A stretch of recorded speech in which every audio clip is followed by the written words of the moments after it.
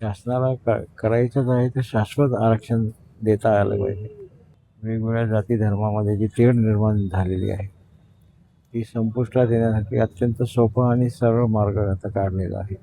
राज्य शासनाने दिलासा देणारं आरक्षणाबाबतचं मोठं असं जे काम करणं अपेक्षित होतं ते न केल्यामुळे आणि अभ्यासपूर्ण मांडणी न केल्यामुळे राज्य शासनाने काढलेल्या या जी आरचा फायदा होताना दिसत नाही.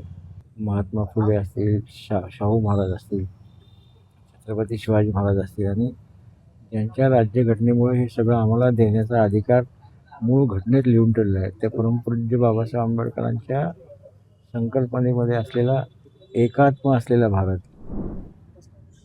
मराठा समाजाला आरक्षण मिळावा या मागणीसाठी गेल्या 9 तारखेपासून जर पाहिलं तर राजेंद्र दत्ते पाटील यांचं अन्नत्याग आंदोलन जे आहे छत्रपती संभाजीनगर शहरातील विभागीय जे आयुक्त कार्यालय जे आहे त्याच्या मुख्यद्वारासमोर सध्या सुरू आहे. आपण या ठिकाणी बघू शकता की सध्या मराठा क्रांती मोर्चा छत्रपती संभाजीनगर लढा आश्वासना मराठा आरक्षणाचा अन्नत्याग आंदोलन अशा याचे बॅनर लावत या ठिकाणी दत्ते पाटील यांचं उपोषण जे आहे त्या ठिकाणी सुरू आहे. गेल्या 9 तारखेपासून हे उपोषण सुरू आहे. अगदी त्यांची तब्येत जी सध्याला खालेल्या सध्या पाहायला मिळत आहे.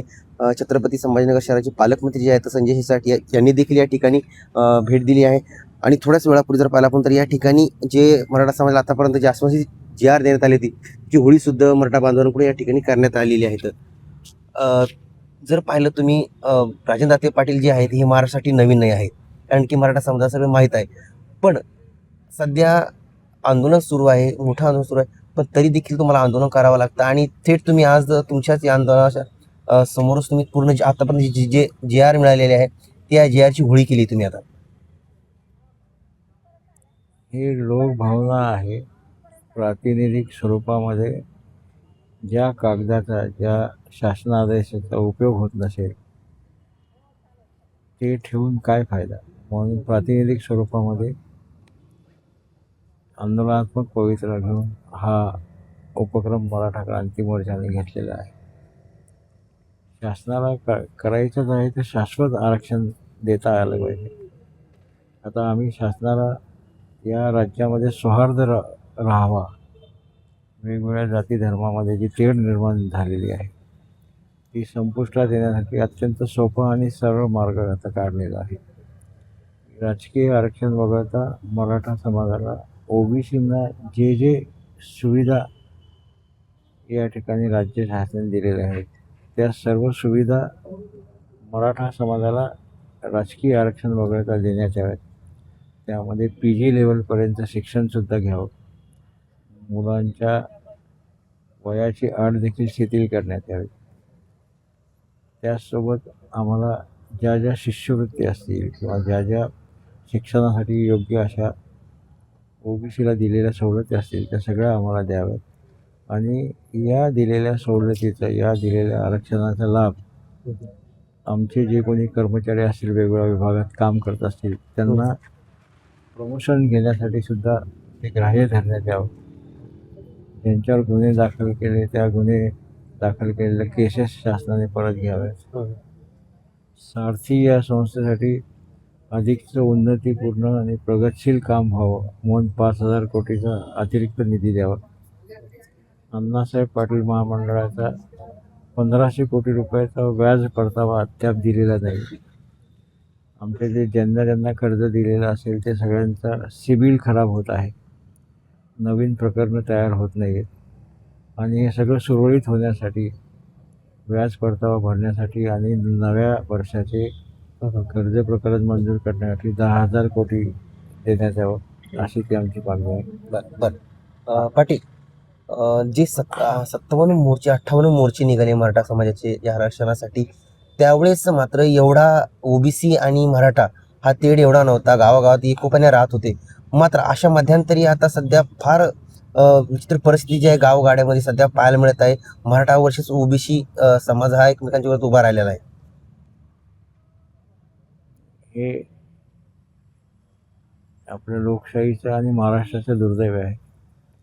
दोन्ही समाज घटकांना या देशामध्ये असलेल्या लोकशाहीचा भारतीय राज्यघटनेमध्ये असलेल्या तरतुदींचा फायदा करून देण्याचा मानस राज्य शासनाने ठेवलेला नाही आहे की काय, अशी अवस्था या राज्यात निर्माण झालेली आहे. जे काम शासनाने करायला पाहिजे होते ते केलं जात नाही, म्हणून आम्हीच स्वतः पुढाकार घेतला आणि हा मध्यमार्ग काढला.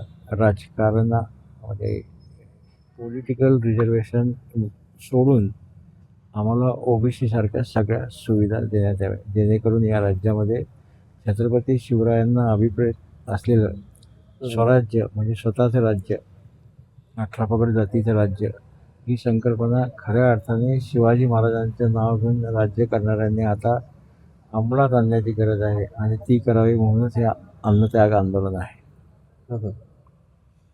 पाटील, तुम्ही ज्या वेळेस अंतरवलीसाठी या ठिकाणी लाठीचार्ज झाला होता, त्या ठिकाणी डोकी फुटली होती, त्यावेळेस तुम्ही एक शब्द बोललेला होतात की जी सध्या जे दबावापोटी जे आरक्षण मिळणार आहे, जे दबावापोटी परवानगी मिळणार आहे, हे सगळे ही सरकार कुठेतरी फसवणूक, पुढे चालून आपली फसवणूक होईल आणि ती फसवणूक झालेली आहे. तुम्ही GR सुद्धा आता जाळलेले आहेत. म्हणजे असं वाटतं का हे सगळे आतापर्यंत जे मोर्चे निघले, जे सगळे झाले, ते सगळे आतापर्यंत त्यांची सगळी फसवणूक झाली म्हणून?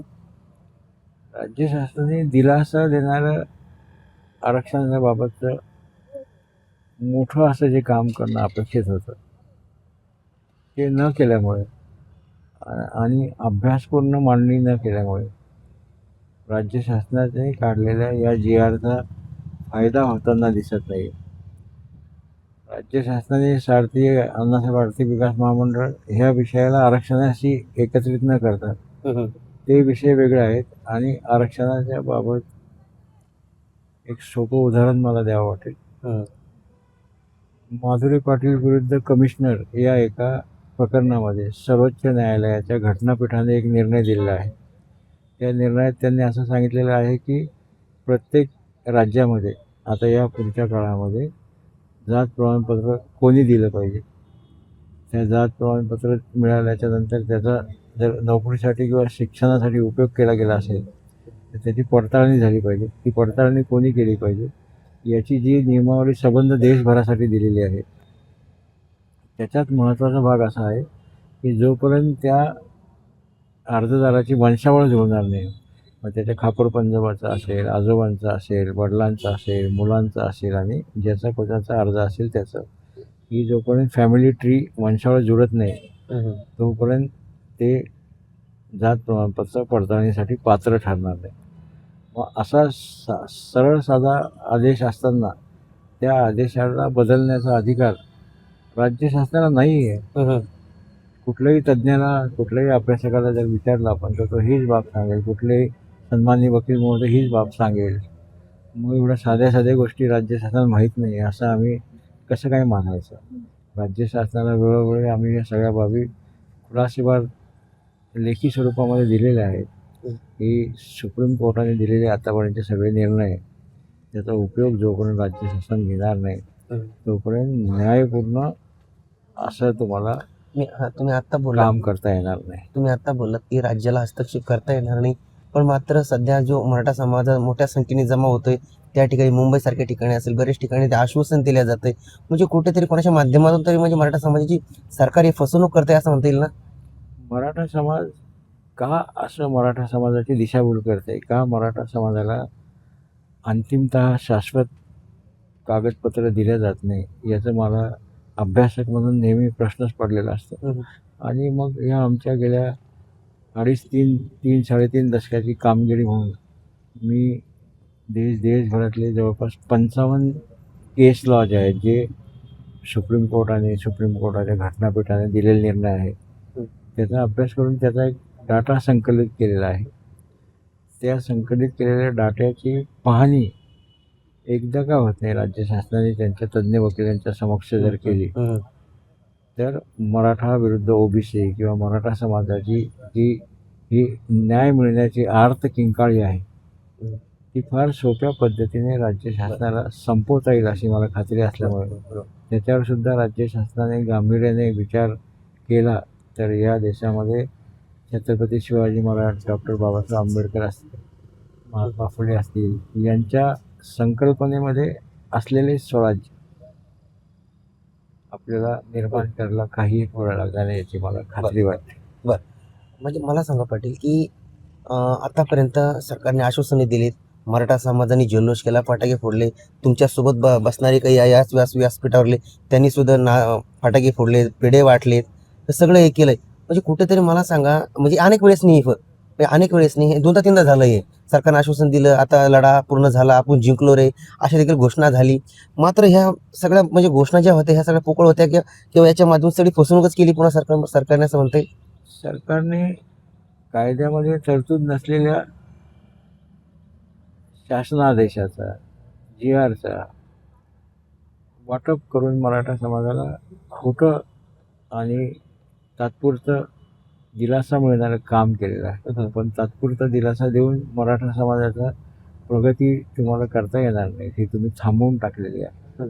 आणि त्याच्याहीपेक्षा महत्त्वाचं, परमपूज्य डॉक्टर बाबासाहेब आंबेडकरांनी राज्यघटनेमध्ये अपेक्षित केलेल्या सामाजिक एकात्मता या संकल्पनेला छेद देण्याचं काम मोठ्या प्रमाणावर होत आहे. राज्य शासनाला आता आम्ही जो ह्याच्यातला मध्यमार्ग काढून दिलेला आहे, त्याचा सदुपयोग केला तर देशातलं अशा पद्धतीने काम करणारं महाराष्ट्र शासन हे पहिलं राज्य ठरेल. महात्मा फुले असतील, शाहू महाराज असतील, छत्रपती शिवाजी महाराज असतील, आणि ज्यांच्या राज्यघटनेमुळे हे सगळं आम्हाला देण्याचा अधिकार मूळ घटनेत लिहून ठेवलेला आहे, त्या परमपूज्य बाबासाहेब आंबेडकरांच्या संकल्पनेमध्ये असलेला एकात्म असलेला भारत, प्रगतशील भारत आणि गोरगरिबांना न्याय देणारा भारतीय राज्यघटनेच्या माध्यमातून निर्माण झालेला भारत, ही सगळी संकल्पना आपल्याला राबवता येईल. म्हणून शासनाला अत्यंत गंभीरतेने ही बाब घेणं आवश्यक आहे. पण आमच्यासारख्या अभ्यासकांना लिखाणाचं काम करून घेण्याच्या ऐवजी राज्य शासन आमच्यासारख्या अभ्यासकांना अन्नत्याग करायला होतं. ते आंदोलन आम्हाला करावं लागतं. ही काही लोकशाहीसाठी चांगली बाब नाही. शासन याच्यावर नक्की अत्यंत गांभीर्याने विचार करेल आणि या राज्यातला स्वार्थाचा भाग जो आहे तो तात्काळ निर्माण करेल, अशी माझी मनस्वी त्यांच्याकडे मागणी आहे, हात जोडून मागणी आहे, हात जोडून विनंती आहे. नक्कीच आपण या ठिकाणी पाहिलं तर हे मराठा आरक्षणाचे अभ्यासक राजेंद्र दत्ते पाटील गेल्या नोकरी उपोषणाला बसलेले आहे. मागणी एवढीच आहे की सरकारने आतापर्यंत जे जी.आर देण्यात आलेली जे आश्वासन ते तात्पुरतं रिलीफ आहे, पूर्ण हे नाही आहे. पण जर हे आरक्षण द्यायचं असेल तर प्रशासन आणि घटनेतूनच आम्हाला आरक्षण देण्यात अशी देखील मागणी या ठिकाणी करण्यात आलेली. मात्र महत्त्वाचा विषय हाच आहे, कारण की जे आतापर्यंत जे मराठा समाजाची आंदोलनं झाली, जे मोर्चे झाले, जे उपोषणं झाली, याच्या माध्यमातून फक्त सरकारने फसवणूकच केलेली आहे, असं देखील घणाघात सरकारवरती राजेंद्र दत्ते पाटील यांनी यावेळी करण्यात आलेला आहे. .com साठी मी देवराज, छत्रपती संभाजीनगर.